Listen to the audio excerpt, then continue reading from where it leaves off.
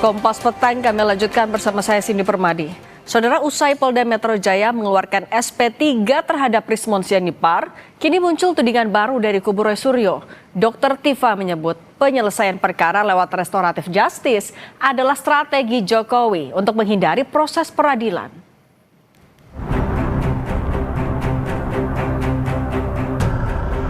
Penyidik telah menerbitkan surat perintah penghentian penyidikan terhadap saudara RHS.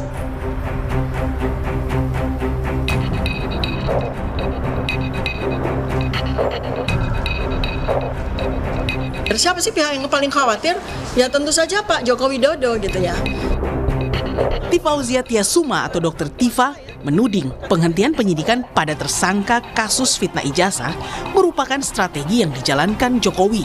Hal ini disampaikan Tifa sebagai respons atas penerbitan surat perintah penghentian penyidikan atau SP3 terhadap Rismon Sianipar.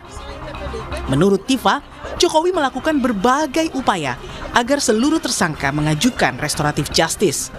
SP3 Rismon itu dijadikan sebagai sebuah gimmick gitu ya, atau sebuah offering ya kepada para tersangka ini. Sepertinya Pak Joko Widodo ini membuat sebuah strategi di mana dia mengharapkan atau dengan segala macam termasuk yang sampai ke saya juga ya, bujukan-bujukan untuk RJ dan sebagainya yang sudah disampaikan oleh para termul beberapa waktu yang lalu secara gencar pada saya dan secara tegas saya tolak ya. Dan itu adalah strategi dari Pak Joko Widodo untuk agar seluruh tersangka itu mengajukan RJ dan kemudian akan diberi SP3.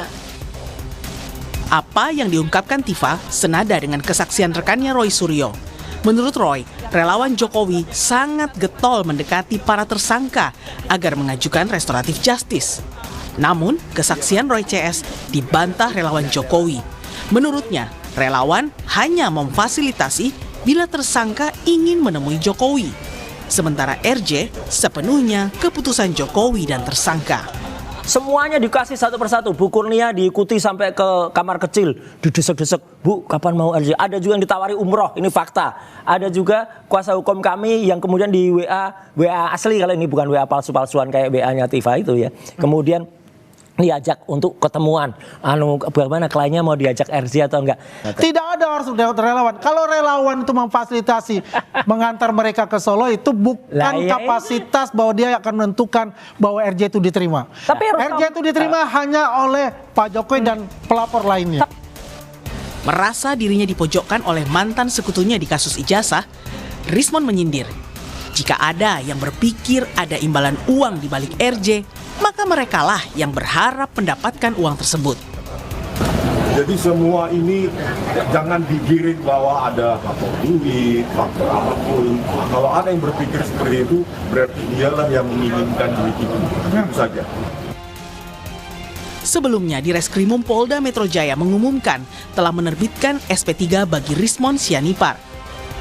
Penyidik menghentikan perkaranya usai Jokowi memaafkan Rismon yang secara langsung menemuinya di Solo. Tim Liputan Kompas TV.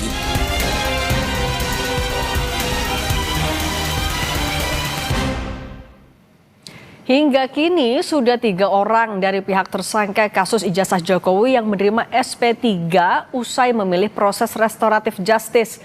Langkah RJ yang dipilih ini dituding sebagai skenario Jokowi untuk menghentikan langkah Roy Suryo CS membawa kasus ijazah ke pengadilan. Lalu benarkah tudingan Jokowi mengobrol restoratif justice melemahkan Roy Suryo CS? Kita bahas bersama kuasa hukum Roy Suryo Ahmad Hozinudin dan juga ketua kami Jokowi Gibran Rosman Nasution. Selamat petang Bapak-bapak. Selamat petang. Assalamualaikum warahmatullahi wabarakatuh. Waalaikumsalam warahmatullahi wabarakatuh. Bang Rosman, Dr. Tifa bilang RJ ini strategi Pak Jokowi atau kubu Pak Jokowi biar kasusnya nggak lanjut sampai peradilan. Bener nggak? Pertama, mohon maaf suara Adinda atau adik saya ini kurang terang saya terima ya.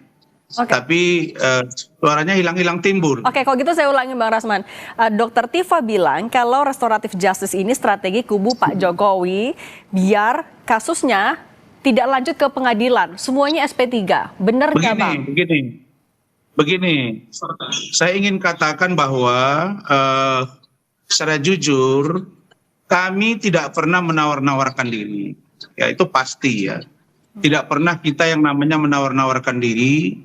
Bahkan saya ya sudah bongkar ini minggu lalu tentang bagaimana seorang Rustam Effendi sudah sempat berkomunikasi dengan seseorang dan bahkan mengakui bahwa ada permintaan dana 20 miliar untuk restoratif justice tetapi dengan sebutan bercanda.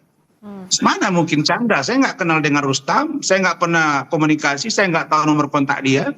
Tapi ada orang yang datang ke rumah saya, kemudian menelepon di depan saya, kemudian ditindaklanjuti dengan waktu saya di Kuala Lumpur, Malaysia, juga ada chattingan.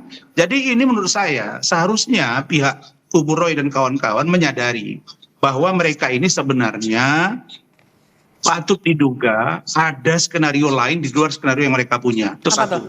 Yang kedua, saya ingin katakan bahwa terhadap posisi hari ini pun saya dapat informasi masih ada satu orang lagi yang sedang berupaya untuk melakukan restoratif justice. Jadi tidak ada yang namanya kami obral restoratif justice. Nggak Siapa, pernah. Bang? Pak Jokowi. Hah? Siapa yang mau RJ itu? Sebut klaster mana? Ya, kalau boleh saya bilang, ya kan sekarang ada 2 klaster. Dari 2 klaster ini sekarang ada 5 orang, ya. Kan udah nggak susah juga kita menebaknya sebenarnya di luar Rustam Effendi. Nah itu dia, di luar Rustam Effendi kami dapat info masih ada orang yang lagi berupaya untuk ikut restoratif justice ke Pak Jokowi. Sedemikian rupa dan kita saya garansi saya tidak pernah menawar-nawarkan. Dulu waktu Bang Egy itu beda cerita. Bang Egy itu sakit. Itulah dasar saya ke Pak Jokowi. Setelah itu mereka komunikasi, ada damai, ada respon. Nah makanya saya mengatakan kepada teman-teman ini, kalau kita berdebat jangan menyerang pribadi, tapi pada substantif pokok perkara. Kira-kira begitu. Jadi kita tidak pernah obral, bahkan Pak Jokowi menunggu agar persidangan ini dimulai supaya dapat dibuktikan ijazah ini palsu atau tidak. Oke, tapi Bang Rasman mau mempersempit lagi, yang masih mau restoratif justice itu tersangka dari klaster 1 atau 2? Ya, jangan dipancing saya, kan gampang itu menebaknya itu kan. Oke, kalau gitu saya tanya Bang Hozin, Bang katanya ada satu orang lagi yang mau salah satu klaster lah, kan udah gampang, tinggal 4 orang aja kok. Salah satu yang 4 itu sekarang. Bang Hozin katanya ada 1 orang lagi. Bener nggak Bang Hozin? Ini memang ada yang tergoda atau digoda jangan-jangan? Ya, bismillahirrahmanirrahim. Itu kan bagian dari upaya kubu Jokowi, baik menggunakan kuasa hukum, buzzer, relawan, atau terpidana yang bicara di ruang publik untuk melakukan 2 hal, yakni mengintimidasi dan mengiming-imingi. Mengintimidasi jika tidak RJ, maka akan status penjara, mengiming-imingi jika RJ, maka akan mendapatkan SP3. Dan dari kronologis beberapa yang sudah memperoleh SP3 itu kan kombinasi antara diiming-imingi dan intimidasi begitu. Dan kita tahu saudara Egy Sujana dan Damai Hari Lubis itu kan tidak kemudian datang tanpa pendahuluan, tetapi sudah ada relawan Jokowi atau Rejo, Rahmat dan juga Darmizal yang mendatangi Egy Sujana dan itu kemudian di follow up. Dan kombinasinya memang Egy Sujana ini pernah di penjara dan dia takut ada di penjara ada tikusnya sehingga dia berharap bisa SP3 dan tidak lagi masuk penjara dan akhirnya itu juga memang diperoleh SP3 oleh Egy Sujana. Ada soal alasan sakit, kemudian stadium 5 itu juga stadium 4 itu juga kemudian terbukti tidak benar gitu. Yang kedua Yang kedua juga ada ancaman terhadap Rismon Janipar terhadap kasus Yamaguchi-nya sehingga harapannya dia lepas dan juga mendapatkan SP3. Kombinasi ancaman itu tidak benar juga itu. dengan Itu tidak benar itu yang mengancam itu ngomong nih. Kau tadi tidak aku potong-potong. Ya kau jangan main kau. Kita bagus-bagus saja bicara, jangan menyerang pribadi. Kau ngomong aja kau. Kau usah kau. Dengarkan aku kau. Ya kau juga diam, jangan kau. Apa yang disampaikan oleh saudara Asman terpidana ini kan tidak lepas dari upaya kubu Siapa yang terpidana? Siapa yang terpidana? Kau itu sudah terpidana, hanya kau masih banding. Kau nggak ngerti hukum kau bilang terpidana. Siapa terpidana? Ini yang menjadi bagian dari upaya restoratif justice kau berlari semua udah. Dari kubu Jokowi untuk menghindari persidangan. Oke, sebentar Bang Rasman. Bang Hozin. Roy Suryo dikira ketika Roy Suryo itu dilaporkan akan gentar dan meminta ampun ke kubu Jokowi. Saya kira itu pengantar. Bang Hozin. Tapi Mas Roy Suryo juga kemarin membeberkan kalau ada yang memang dipepet oleh relawan dengan berbagai, kalau menggunakan kata Anda, iming-iming. Emang siapa aja? Apa yang katanya ditawarin umroh, ada yang dipepet-pepet. Boleh dijelasin nggak siapa aja sih? Ya, Rustam Effendi ditawari oleh Darmizal, juga Eli Daneti, kombinasi antara umroh dengan SP3. Kemudian Kurnia Triryani juga ada upaya untuk mepet Kurnia agar mengambil opsi restoratif justice. Juga ada kuasa hukum kami juga dihubungi, tetapi karena rekan sejawat yang menghubungi kuasa hukum kami bagian dari kode etik tidak membuka namanya. Tapi yang jelas ini adalah bagian dari konfirmasi ketakutan kubu Jokowi. Karena sebenarnya yang mengkhawatirkan kami itu kalau Jokowi menunjukkan ijazahnya dan terbukti asli sepanjang persoalan ijazah yang tidak ditunjukkan, ya ini tidak ada masalah bagi kami. Justru restoratif justice itu kan tujuan akhirnya adalah damai dihentikan. Nah itulah yang sedang ditarget oleh kubu Jokowi agar bisa semuanya restoratif justice sehingga tidak perlu membuktikan ijazah di pengadilan. Sementara kemarin sebentar Bang Polda Metro Jaya itu offset. Oke, saya tanggapi dulu soal tadi ada beberapa orang yang dipepet. Bang Rasman, tadi kata Bang Hozin ada beberapa orang loh sampai ditawarin umroh, SP3, dan dipepet-pepet. Gimana berarti? Saya tidak pernah menawarkan. Salah satu contoh minggu lalu Rustam mengaku dia bilang bercanda 20 miliar. Masa iya berhari-hari komunikasi dengan Rahman. Namanya yang datang ke rumah saya itu 2 orang. Satu namanya Arif Ihsan yang sekarang melaporkan Michael Sinaga, salah satu podcaster bagian dari Kozinudin dan kawan-kawan. Yang kedua namanya adalah Saudara Rahmat Imran. Lewat Rahmat Imran inilah komunikasi datang ke rumah saya, ditelepon, di speaker, didengar. Tindak lanjut lagi besoknya. Terus ke Kuala Lumpur. Ngapain, Bang? Itu Rustam Effendi dan dia ngaku katanya itu canda. Masa canda? Saya nggak pernah nawarkan, kenal juga enggak. Bang Rasman, tapi gitu, mereka ke rumah Bang Rasman tuh mau ngapain? Mereka ke rumah Bang Rasman mau ngapain, Bang? Iya. Jadi tadinya ada kesepakatan bahwa Saudara Rustam ini mau datang. Saya welcome saja, silakan datang. Pagi sudah komunikasi, jam 2 komunikasi, jam 4 OTW. Lalu kemudian dia bilang, Rustam kepada Rahmat Imran, ini telepon kok depan saya. Saya bawa anak potong rambut, ya kondisi bicara aja dengan Pak Rasman. Kemudian saya besoknya tampil di salah satu TV swasta. Kemudian paginya dia WA lagi, dia bilang sama Rasman, jangan sebut inisial ya, jangan nama saja, inisial. Aman. Kemudian dia tampil lagi, dia pula yang tampil salah satu podcast. Terus nyerang Pak Jokowi. Terus saya bilang, loh itu apa itu maksudnya? Nah itu katanya agar naik pasaran. Terus saya ke Kuala Lumpur. Juga komunikasi terakhir chat WA kita capture, kirim. Itu yang saya buka kemarin di salah satu program. Bang Rasman, tapi saya mau negasin dulu. Artinya maksudnya komunikasi dengan Abang, ketemu sama Abang tuh tujuannya apa? Mau ketemu Pak Jokowi? Siapa? Mereka itu lewat ketemu dengan Bang Rasman. Ini ujungnya mereka pengennya apa? Lewat saya ingin bertemu dengan Pak Jokowi dan meminta uang 20 miliar. Agar ada restoratif justice dan mendapatkan SP3. Dan itu tidak dibantah oleh Saudara Rustam Effendi. Oke, dia sudah bicara di meja, katanya canda. Saya minta tanggapan dari Bang Hozin dulu soal ini. Begitu. Bang Hozin katanya ada yang minta. Rasman ini kan nggak tahu malu, dia mengklarifikasi peristiwa yang tidak melibatkan dirinya. Saya kan tidak pernah menyampaikan dia yang menawarkan. Yang melakukan upaya itu kan bukan dia. Jadi klarifikasi Saudara Rasman itu memang tidak bernilai karena dia itu kan orang baru dalam perkara ini. Dia sebelumnya tidak pernah ada, bukan kuasa hukum Jokowi, bukan bagian dari yang melaporkan pihak lainnya, bukan juga kuasa hukum pihak yang melaporkan. Dia hanyalah bagian dari gula-gula saja yang ada di sini begitu. Jadi saya tegaskan bahwa apa yang terjadi hari ini sebenarnya mengkonfirmasi ketakutan dari Saudara Joko Widodo karena proses persidangan itu mewajibkan dirinya untuk hadir di persidangan dan membuktikan ijazahnya asli. Karena dia menuduh pihak yang meneliti dan menyimpulkan ijazah palsu itu sebagai sebuah fitnah dan pencemaran. Tetapi saya ingin mengomentari, kemarin Polda juga offset menurut saya karena sudah menyatakan ijazah itu asli berdasarkan pembuktian yang ada pada Polda. Padahal tugas penyidik itu hanya mengumpulkan bukti. Tugas pembuktian itu adalah ada pada jaksa dan tempatnya di persidangan. Sementara pertimbangan tentang bukti itu apakah terbukti atau tidak, itu adalah tugas dari hakim yang kemudian diputuskan oleh vonis pengadilan. Saya kira itu semua juga bagian dari upaya untuk menekan para pejuang ini agar bisa ikut restoratif justice dengan ancaman seolah-olah kalau tidak mengikuti kubu sebelumnya yang ikut restoratif justice akan berujung penjara. Padahal sebaliknya, justru jika terbukti bahwa ijazah itu bermasalah, maka Saudara Joko Widodo lah yang harus mempertanggungjawabkan, bukan hanya saat ini, tetapi 2 periode memimpin Republik ini. Tentu ini ada pertanggungjawaban khusus terlepas bahwa apa yang sudah terjadi memang sudah terjadi, mau bagaimana lagi. Saya kira begitu, Mbak. Oke, soal restoratif justice tadi, ini kan ada 3 orang yang sudah dapat restoratif justice. Kalau kita lihat adalah orang-orang yang vokal. Ada Egy Sujana, Ketua TPUA, ada Meher Lusbis, Rismon juga yang berapi-api banget tiap ngebahas KKN-nya Pak Jokowi. Bang Rosman, kalau menurut Anda ini jangan-jangan sebenarnya strategi juga dari kubu Pak Jokowi melemahkan kubu Roy CS, benar nggak?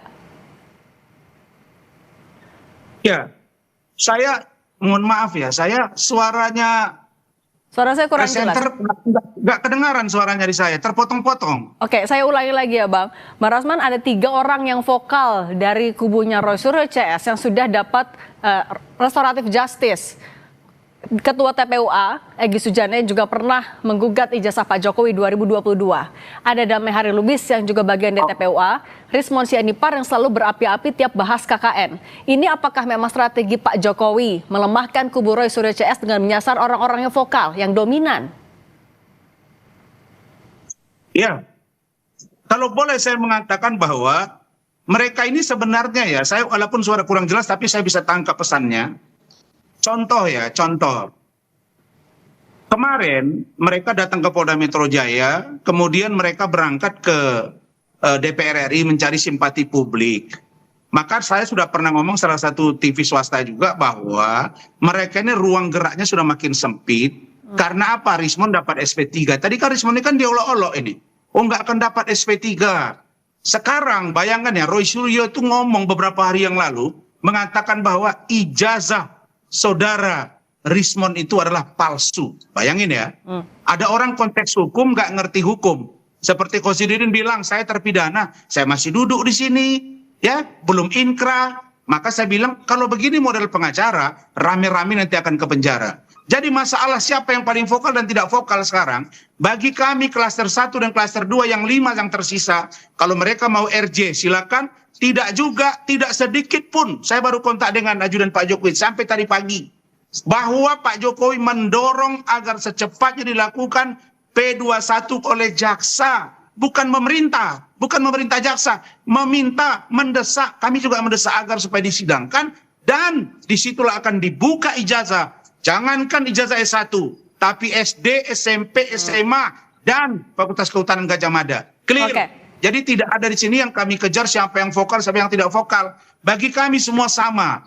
Karena itulah yang saya katakan bahwa jangan karena perilaku kita, tindakan kita, dengan bicara yang terlalu pintar segala macam. Seperti ayam yang bertelur satu, tapi ribut sekampung. Saya hanya mau kasih tahu, filosofi hukum tidak begitu, ada giumnya. Bahwa pembuktian itu ada di pengadilan. Dan Pak Jokowi tidak pernah ragu untuk itu. Siapa yang vokal, siapa yang tidak vokal. Lihat aja. Saya kok nggak pernah tuh lihat Tifa sekarang gabung-gabung sama mereka nih. Tifa sendiri, ya.